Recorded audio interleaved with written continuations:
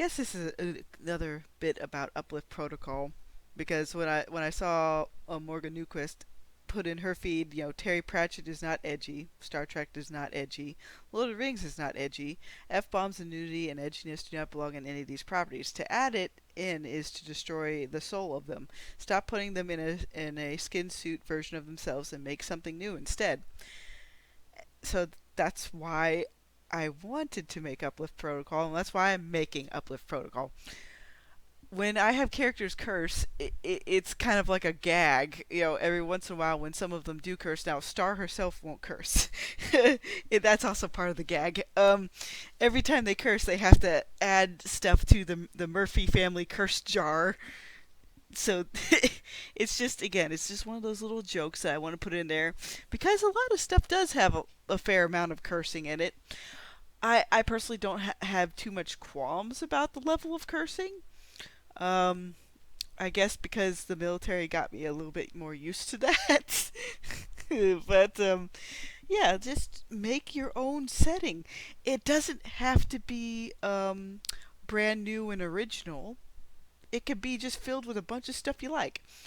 I want uplifted animals, talking animals, uh, superpowered animals. Yeah, and I want to have a sense of optimism, sense of hope in the future.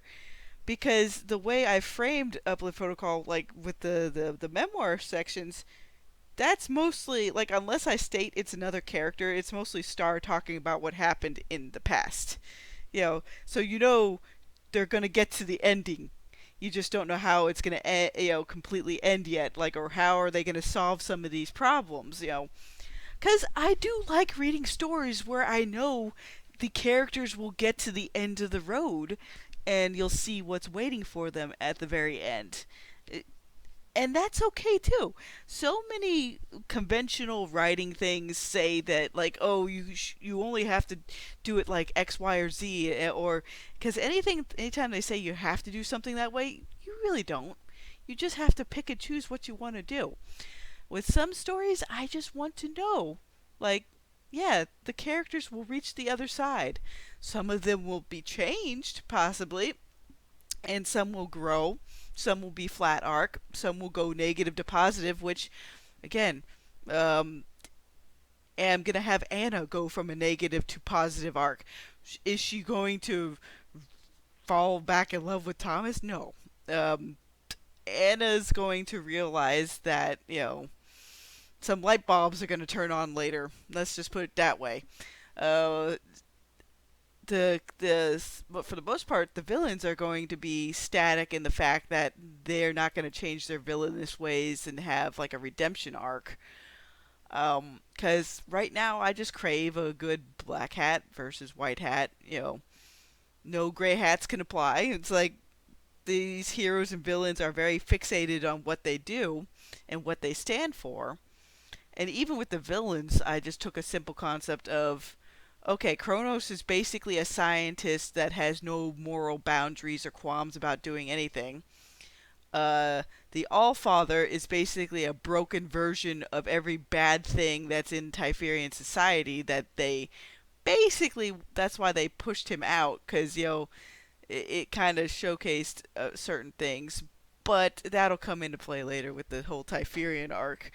Um, Toth is very power hungry, but he's corrupted in the fact that he thinks the only way to preserve Earth from the unity, the calamity, and all that stuff that's coming is he has to build up an army very, very quickly. I've kind of like with the Thomas and Gino issue that I'm working on right now.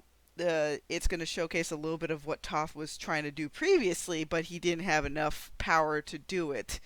That's why he was trying to tackle what Tomathon had, because it's like, oh, this has got some guy that has a bit of tech that I've never seen before, even within the confines of Atlantis. So there's that aspect. That's what's the fun thing. Like, if some corporation isn't really doing it for you, then you know what, just do it yourself. It takes a bit to learn, and you know what, nobody's going to be a master right off the bat, but that's not the whole point. The whole point is to have fun, at least in my opinion. So just go out there, make your new IPs. It doesn't have to break the wheel. It doesn't have to deconstruct the wheel. You know, because there's so much out there that is already like that. So that's just my short aside today. Like, just put stuff you love in there. That's why, like, even from the Silver Age, I loved all the Super Pets. It was fun. It didn't take itself too seriously. So I kind of want to approach Uplift Protocol that way. Like, there's going to be moments of lighter moments of humor.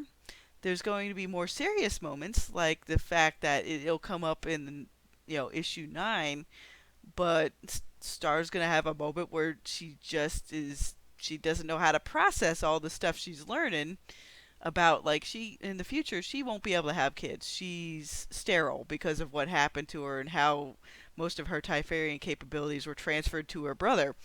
Because when that aspect of her merged with her brother became much more powerful when it came to matter manipulation, some of the telepathic abilities in terms of talking to other Typharians, um, and it eventually merged into his nodes to where he can't give that stuff back to her.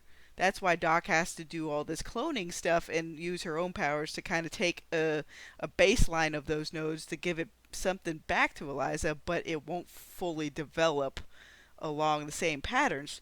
Because again, I put in later where the white power of the white defender is going to circumvent a lot of that old um, scarred tissues and the neural pathways. It's going to need that for its powers. So that's going to develop along its own track later on. Like, there's a few little things here and there that I've put in where it's like it's going to eventually develop later. Uh, because of the two belts, the white belt is actually the heavier burden, and it will affect some of Eliza's other capabilities later, and you'll see how that goes. And then with Dexter, her brother, his belt has different burdens, but it's not to the same, like, a physical extent. It's not that the white belt's gonna overall, like, kill Eliza completely. It's gonna change her physiology a little bit more to where, yeah, if you think she couldn't have kids naturally now, she definitely won't be able to later. And then the way Typharian physiology is left up to it they can't test tube babies. They have to actually have the proper material. And the only reason why Eliza's mother's just a smidge different is because she served as kind of the vessel for the convergence to happen, and then her own children that were supposed to be a real big improbability happened because of that convergence. Basically, yeah, the scholars did also set things up that way too. Because again, I showed it in the one issue where the scholar's looking through and seeing where this convergence is going to happen. And then, boom, the Prime Universe ends up getting the twins. Now, other universes have had versions of Eliza and her brother, but they've developed in different ways. The Prime Universe versions are the only ones that basically marshal the white and the black. So there's some basic world building. Like I said, like, I did set up a few big points, but I didn't go into super amount of detail with all those points in case maybe something turns out differently in the story and then it goes somewhere else. You just never know. That's it for my ramble today. You guys have a good day. Bye bye.